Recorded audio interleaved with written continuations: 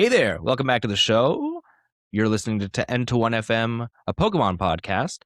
I'm your host, Glenn. I'm actually all by my lonesome in the studio today. But some of the guys are taking an off week, so I'm here by myself. It's just you and me today. I hope that's fine with you. A little more intimate. I hope you enjoy it. This is episode, I believe, 55. Am I correct? Yes, this is episode 55. N21FM, a Pokemon podcast. This episode will be a little shorter. Mostly just it's actually kind of a busy news week, but I'm excited to talk about some stuff. There's some interesting topics for today. I'm eager to get into it. It'll be nice and short and sweet. We'll have some discussion, some back and forth between you and I. Please sound off in the comments if you have any opinions on this stuff. One of these is a really hot topic, and I want to hear your input. So be sure to weigh in on it in the comments below. All right. It's so strange. I don't have Johnny here to kind of ask about his day. How's your day? I hope you're well. Hope you're doing well today, listener. I'm doing quite well. I judged a Pokemon challenge over at Buzz City Games this past weekend. It was pretty nice. It was actually a decent turnout. Had some friends show up and play. Johnny and Zach were there. It was a good time. I got to play a little bit of GLC, played a little bit of Paradox Rift format as well in the before and the after of the tournament. So I had a pretty good weekend. This upcoming weekend, going to be very busy. I'm not sure exactly how I'm going to record an episode. I'm going to a concert on Friday. I'm going to a magic show on Sunday or Saturday. I'm going to a magic show and a concert this weekend. And I also might be dipping my toes in the water of shoutcasting. I should be live shoutcasting for the Cup at Gamers Alley in North Carolina in Gastonia this weekend. Just the top cut. I'm a very busy man, so I'm not going to be able to be there for the whole tournament, but I am going to be there for top cut. So keep your eyes and ears out. You might hear a familiar voice. All right. Yeah, but all that to say, next weekend might be a little dicey in terms of recording the show, but I'll keep you posted here over on Patreon and here on the YouTube channel as well. Spotify, you guys are kind of out of luck. I don't know how to make just a social post for that. All right. If you want to support the show, patreon.com/terminalcreative. You can get early access to every episode, as well as participation in the show yourself. You can have your questions right on the show. You can access to N21 Plus. We've had some really good N21 Plus episodes. We've had our hot takes for Pokemon. We did our top cards of 2025 with For the Win TCG. Sean was excellent. As you know, we had him on for the main episode, but we also had him on for the bonus after the fact where we went over our top cards of 2025, and it was a good time. I actually need to invite him back on the show, maybe for a Boozin' Battle. Speaking of which, Boozin' Battle 2 with Johnny is something I'm still checking the edit on to see if I can get that out to you all. If it goes well, it'll be over on Patreon right now as you're listening on free feeds, of course. Patrons, you get access to this show early. Access at $1 a month for the low price of $1 a month. You get early access to this show, and you get access to N21 Plus. You get access to the RSS feed. Lots of great perks over there. $5 is where you get that audience participation, and $10 a month will get your name read at the end of the show. Remember, we never run ads here on N21FM, so we appreciate your patience with the Patreon ad read. But also, I think you owe it to yourself to check it out. It's a lot of value over there, and I think you'll find yourself pleased with what we can offer you. All right, let's get into some topics for, I guess, discussion between you and me. It's mostly going to be, I'm going to go over what happened and kind of weigh in on it for myself. and then I want to hear what you have to say. So let's start with this. First of all, EYC took place this last weekend, and I want to announce your winners. So I'm trying to once again, of course, spread the field a little bit. So I want to go over VGC first because I think this is interesting, and I'm curious to just to see how you guys feel as I start to integrate more VGC because I'm kind of trying to learn it in time for Champions to come out. So stay tuned for that. But anyway, VGC, your winners this year are Hideo Yu in juniors, Charlie K in seniors, and Paul Chua or Kua. I don't know exactly how to pronounce that name, but that is Paul is your Masters winner, and his team was a pretty mid-range team with Hearthflame Ogrepon, Fluttermane, Incineroar, Rapid Strike Urshifu, Rillaboom, and Raging Bolt. I'm trying to see if there's anything special on his team in particular. It seems pretty standard, if I'm not mistaken.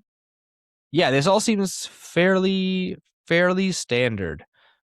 But congratulations to those 3 players in VGC. One thing that I did notice that was a little strange, actually, is there was, and maybe this isn't that strange, but maybe I just am not that aware of VGC meta. But I saw an Iron Crown in top cut of VGC Masters. I saw a Gouging Fire and a Ting Lu. There was some more Iron Crown shenanigans going around. There's a Porygon 2 in top cut, which is always interesting. I love seeing that guy pop up. Pretty interesting stuff in top cut over in VGC. Someday I'll educate myself. But I'm happy with these results. I think that's very cool.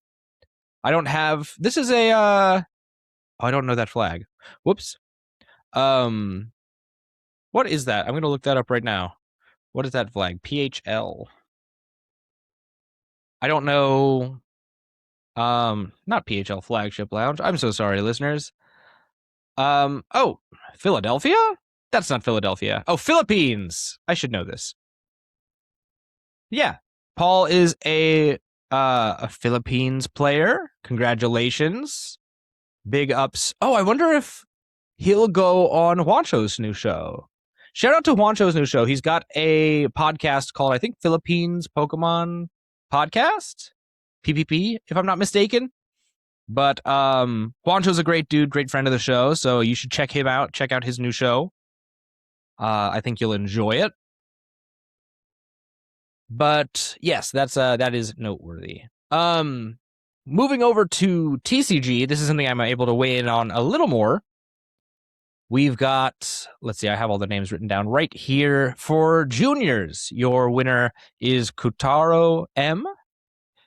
For seniors, Jacob L. is your winner. And for masters, Edwin Mesmin was the winner with his Mega Absol, Mega Kangaskhan deck. A deck that I called a pile when it first made its way onto the scene. So I'm not sure if I can still stand by that. I haven't played with this deck at all, but I am curious. I am curious about it because it seems to be performing really well. It's really funny. Like, I never would have thought of this deck, but it like just showed up when Tord started playing it. It was like Hephaestus giving man fire, giving the caveman fire. Truly strange to see how the meta has shifted since the inception of that archetype. Just because I never would have thought of it. But I'm also not Tord Reklev, so, Anyways, congratulations to all of these players, and of course the Go players. And it's an IC, so congratulations to the Unite players. I should have looked into that. I'm always excited to see Unite stuff. Unite's cool. I want to get back into it very soon, but like I said earlier, I'm a very busy man lately, so we'll have to see.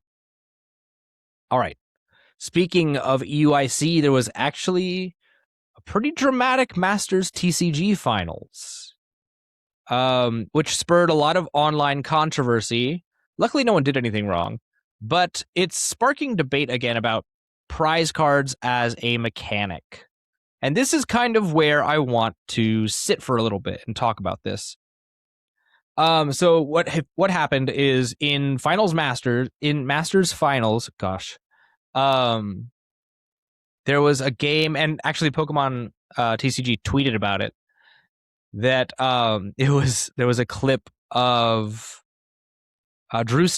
Stephenson prizing 3 superior energy retrieval. Obviously, he was playing Goldango, and that's a really impactful card. And the casters actually, and maybe this was irresponsible of the casters, but the casters said, "Can we pull?" They were like, oh, "Can we pull up the prize cards just so we can show the viewers at home and the audience here as well?" And you can very clearly hear the audience go, "Oh!" as the prize cards are revealed to be 3 superior energy retrieval. And this sparked a lot of debate online. There was also a recent game where I believe some Dragapult player prized like 2 Dragapult and just, had some issues playing the game because of it. But basically, a lot of people online are once again complaining that prize cards are a bad mechanic and are not good for the game and the usual things like that. So I find myself starkly opposed to this mindset. Do I believe that the prize cards are the best iteration of the mechanic in their current state? Certainly not. Do I think they're good for the game? Yeah, absolutely. And here's why I say that. So, first of all, I think it's ludicrous that people are like trying to have beef with prize cards as a mechanic. If you are building a deck where you cannot, like, obviously variance is going to happen sometimes, right? But a good deck will be consistent even with bad prizing. Now, it's one thing to like, oh, like I can't hit this over and over again, but think about it in this particular instance, right? Goldango is just about guaranteed to get 2, maybe even 3 prizes before having to use any of those recyclers. I mean, those superior energy retrievals. I mean, I'm looking at this list right now, and it's a pretty standard list. You're playing 4 superior energy retrieval. You've got 3 vessels. You've got 3 fighting gongs. You can get the energy you need to take that first knockout against an Absol or a Kangaskhan, or even just a monkey or a Toadschool, or there's Pokemon that you can knock out and get your prize cards. And what that tells me is that if your deck is built well and built in a manner that's not ultra greedy, you'll have alternative attackers to get your way into those prize cards. I also think that there is nuance to this. So obviously there's right now like the idea about like, oh, you should be able to like look at your prize cards before you set them down, whatever. That's not this conversation. I think that like looking at your prize cards before you set them down and then shuffling them and putting them down, that's probably fine for the game. I think that saves time. But they also made the first deck search of the game 45 seconds now so that you have that in place so that you can do your prize checking then. I guess that's another thing that happened over the weekend is we got the new time rules. So keep that in mind. But I just find it so asinine that you can look at this mechanic that clearly sets this game apart from other TCGs and is also the prime, like the major way that this game is designed, and be like, no, I think this should go because I want to have access to my full deck at all times, no matter what, and I want to build the greediest deck possible. That's not a realistic way to look at deck building in this game. Because what will happen is if you're going to prize like your 3 retrieval, you're going to prize 3 retrieval. Like, that's just unlucky. And there's an argument against having luck be a factor in a trading card game and deck building game. as if luck has never been a factor and that this is an entirely skill-based game. I think if you have any amount of critical thinking skills, it's fairly obvious that this game is such a large percentage luck-based. And that's not that shouldn't be a controversial thing to say. Any amount of critical thinking will have you look at this and be like, okay, I've got a 60 card deck. I draw 7 cards. And one of them I have to put down. So I have 6 cards in my hand. It's never guaranteed that those 6 cards are going to be good. If you build your deck right, it's highly likely that one of those cards will be playable. But you're not guaranteed anything. This is not chess. As much as we like to think about ourselves being really smart and like chess players in that way, this isn't chess. This is not a fully skill-based game. Never will be. And taking away the prize cards mechanic will not make this a more skill-based game. I think one of the hallmarks of skill, in fact, a massive skill gap in the game, is being able to play around your prize cards and recognize, okay, my energy counts are this, this, this, and this.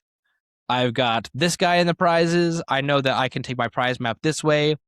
And if you know your prize cards well, you can even plan around them and be like, okay, I have to take my prizes a little more aggressively so that I can get that second Dragapult out of the prize cards. But, I'll have to play really aggressively and also really carefully and perhaps extend a little further than I normally would in order to enact that game plan. What that empowers you to do, actually, is express your skill as a player, having to take on variation in your matchups. This ensures you that not every Gardevoir versus Dragapult game will end up the same way. This ensures you that not every matchup between Kangaskhan and Goldango will end up the same way. Because also, think of it like this. Imagine somebody prizes 2 Absols, 2 Mega Absols, or 2 Mega Kangaskhans. Like, that's just you building a greedy deck. I understand that it opens up the opportunities for deck building to make those greedy decks, but you have to be realistic when you're playing at a high level. That's why some of the best decks in the format right now are consistent decks. Dragapult right now has so many ways to take prize cards and ensure that the game goes at their pace. You think about the tempo plays you make as a Dragapult player, letting Badoo sit in the active so that you can ensure that you have a safely established board state. You think about the amount of Dusknors you have, to make your opponent take a prize card, but also perhaps get one for yourself. You think about things like Gardevoir, where you have, again, tools to slow the game down, but also tools to kind of go really aggressive just to make sure that you can work with your prize cards. And Gardevoir is a very consistent deck. You've got ways to move damage around. As long as you can establish a Gardevoir, you can do most of the game with just Monkey Dory. But if you can't get that online, you also have Clefairy in most decks, which is a very low-to-the-ground attacker. You have Mew EX if you really need... it's not as good, but it's an attacker. It's just... I can't imagine going into this game and understanding how variance plays into it and taking away a mechanic that keeps you engaged mentally will drastically increase the skill ceiling and lower the skill floor. It won't make it a more skill-based game. I think it will obviously always be very luck-based. And that's just the name of the game, because maybe you don't prize those 3 superior energy retrievals, but in a world where the game is built around not having prize cards set aside, you probably get less search. You probably get less draw. So maybe those cards are at the bottom of the deck and you don't see them all game. It'll always be something. So, if anything, be glad of the fact that you'll be able to look in your prize cards, or maybe not look in them. We don't have Hisui and Heavy Ball in the format, but you'll be able to prize check and you'll be able to realize, okay, I have a guaranteed way that at some point in these 6 prize cards, when I take whatever knockout, I have a X out of 6 chance to get this card that I know is in there that will be helpful for a future play. That's valuable, and it's knowledge that you wouldn't otherwise have if they were just in the deck. I fully reject the idea that prize cards are a bad mechanic. It's just it's tiresome. It is. So, what do you think, though? I mean, let me know, obviously, in the comments if you think I'm off base, but this is a card game. Let's remember that. I don't know. That's kind of my take on it. I don't have a lot of extra to say, really. Let me sip my tea. It's my throat's... I don't have anybody to riff off of, so I don't have any times to rest my voice either. All right, let's move on. There's some other cool stuff happening in the TCG and other things with the news. So first and foremost, I want to go over a really cool collab happening with Santa Cruz. Santa Cruz Skateboards will be releasing a new line of... This comes to us via Poke Beach, by the way. Says Santa Cruz Skateboards to release Pokemon TCG skateboards this fall. To celebrate Pokemon's 30th anniversary, Santa Cruz Skateboards will be releasing a new line of Pokemon TCG skateboards this fall. Each skateboard will feature the Pokemon TCG's most iconic card designs. From the last 30 years, according to TPCI, a few of the designs have been partially teased. Now, most of these, I do not have any idea what they are. So I can't imagine they're that iconic. There's one that's clearly a Mew. There's one that's clearly a Charizard. There's one that's probably a Mewtwo or a Deoxys. I'd be down for a Deoxys board. That could be sweet. But this is to celebrate the 30th anniversary. Each skateboard will be packaged inside of an opaque blind bag similar to a booster pack, meaning you won't know which design you get until the package is opened. Skateboards are full-sized and rideable, but most fans, as you know, will just choose to collect and display them. If I rip one, which I'm thinking about, I'm riding it. I'm making a whole new skateboard rig. The last time we had a collab with Santa Cruz was in 2023. Each blind bag retailed for around $100 USD, and there were 20 skateboard decks available, including 5 rare gold ones that were limited to 50 copies each. I wonder if they'll do something similar this time. I certainly hope so. That'll be a cool way to get people buying up the products. Not that we have a problem moving product, but just it'll be cool to have those in circulation. Yeah, it was also the last time we did these, it was just Pokemon. It wasn't just Pokemon TCG. So these are a much bigger deal for me. So I'm pretty excited about it. Obviously, we don't have a confirmed price point, but if last year's or the 2023 batch is anything to go off of, these will be around $100 for a blind bag. So go ahead and get one. Let me know what you get. Let me know what you think of them as an idea. Let's see what else, because that's most of what's on the document. Oh, Pokemon is also collaborating with Stern pinball machines. There is a new Pokemon pinball machine coming out, and it is by Stern. This is interesting. This is actually a very recent event or happening where there are like 3 variations of this Pokemon pinball machine. This comes to us via, oh gosh, am I really citing this right now? I guess MSN. This is the official Pokemon pinball machine, has an animatronic Pikachu and a Master Ball plunger. It's pretty cool looking pinball machine. I heard about this initially the other day, but my brother-in-law and I actually just recently spoke about it because he works at a barcade. So pretty interesting stuff. The price point is $6,999 USD. It is a very expensive product. I'm pretty sure they're already sold out as well. But there's a ton of Pokemon here. It's got so much life and character. I definitely think you should check out the teaser that Pokemon posted. There's like a Meowth blimp for Team Rocket. There's a Pokeball that like wiggles as if you're catching a Pokemon. Very cool stuff. There was also like a high class variant that was like 30 grand, if I'm not mistaken.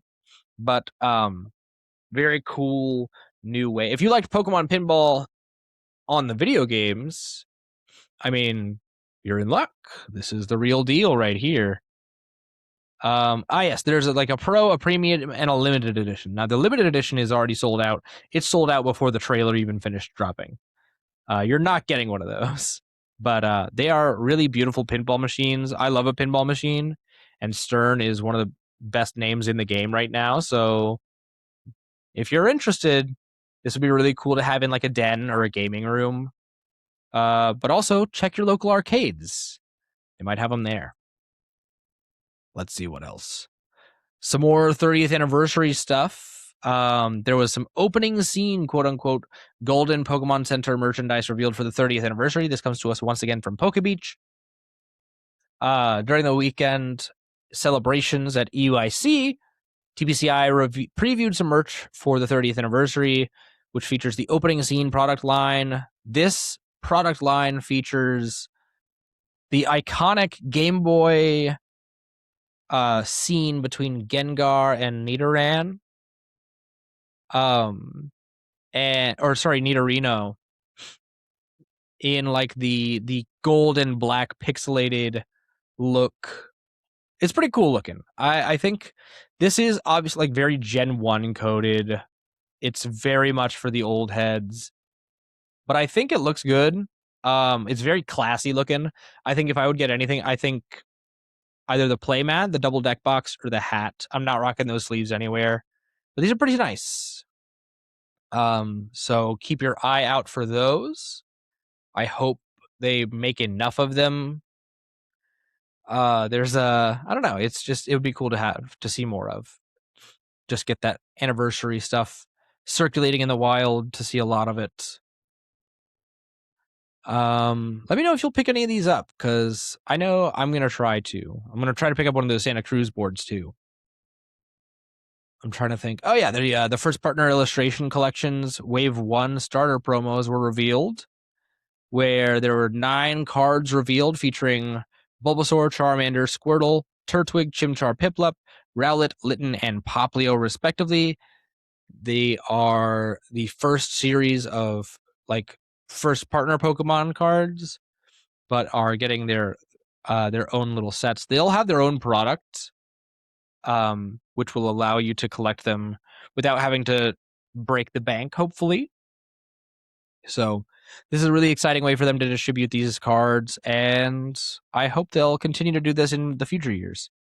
The second and third waves are coming later on, but we shall see. That's really all the news I've got for this week. Like I said, it's a pretty short episode. I guess I could go over briefly what I'm playing. Right now I'm playing Zoroark Control, because Elgium is busted. I did not even realize for a long time, but Elgium from Black Bolt White Flare is a broken card, and you should really be looking out for it in the future. It feels so good to play a control deck with Zoroark. It feels good to have Zekrom in Zoroark. Excuse me, I'm yawning. But yeah, it's pretty cool to be playing that. It just feels consistent and good. So, who's to say? Let's see, what else is there? I think that's really about it. One thing I was going to look up is job listings. The Pokemon Company International over on Indeed I'm gonna look at their job sites because I haven't done this in a while. It's been quite some time. I guess this is discussion stuff, but I forgot to include this earlier on. So let me put this by most recent. There's a lot of jobs here. So, oh wow, there's quite a few. So just this week, there's been a lot of jobs posted.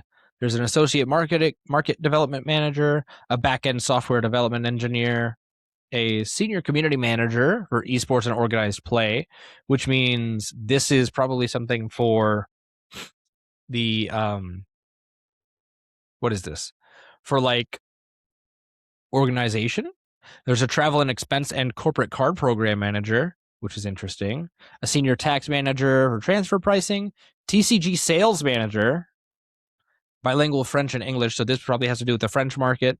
A senior corporate strategy manager, we definitely need one of those. Senior corporate communications specialist, senior business intelligence analyst, senior project manager, bilingual in Japanese and English, and a global consolidation accountant. I can't really speculate on what these jobs are at the moment, but they are interesting to say the least. It shows that they're obviously focusing on TCG and probably some of the they're working on software development.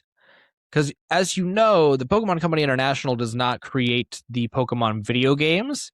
So if they're working on software, this is either tournament software or this is perhaps their website, or hopefully it's TCG Live. It could also be, well, no, I don't think Masters EX is TPCI technically. Pocket might be. But yeah, so some really interesting jobs posted over there on Indeed. Could be some really cool stuff. But yeah, that's all I got for you guys this week. Sorry, it's been kind of a weird short episode, but I appreciate you bearing with me and listening in. I'm hopefully Johnny and or Zach and or James will be back with me in the studio next week. I've got some cool interviews coming up in the very near future with potentially a really strong local player from our area. I'm looking to interview my best friend, Zach. Not Zach Terrio, but my lifelong best friend, Zach Harris, who is still embarking on his Pokemon Emerald journey. That'll be probably an upcoming episode of N21 Plus, as well as perhaps a future Boozin' battle. So lots of interesting stuff coming down the pike. I hope you stay tuned. Please look forward to it. I'm really interested to see how these are going to go. But that's all I've got. So I'm going to go, I guess, just edit this and try to get it on Patreon as quick as possible, and then go sleep and get ready. I got a long day tomorrow. I'm going to the gym. So trying to get back in shape a little bit. I put on some weight and I'm not thrilled about it. So looking to get back in there, work out a little bit, feel good. Your health is your wealth, you know? Like it's important to stay on top of that. So that'll be what I'm doing tomorrow and tonight, of course. And then I'm going to try to get N21 Plus sorted for this week as well. Just keep an eye out. Again, if you want to get early access to those episodes when they're coming out and access to the bonus episodes, check us out. Patreon.com/terminalcreative. $1 a month, $5 a month, $10 a month, all that good stuff. It's I think worth your while. So be sure to check us out and support the show. But if you just want to support for free, you can always leave a review on Spotify. You can leave a like and a comment. You can subscribe to the YouTube channel. You can share it with your friends. In fact, I would ask that you would share it with some friends. Let us know. Let them know about us, rather. But yeah, it's been a good episode of N21 Plus or N21FM, a Pokemon podcast. I'm gonna go try to get this up online. But we'll see you in the next one. Until then, farewell.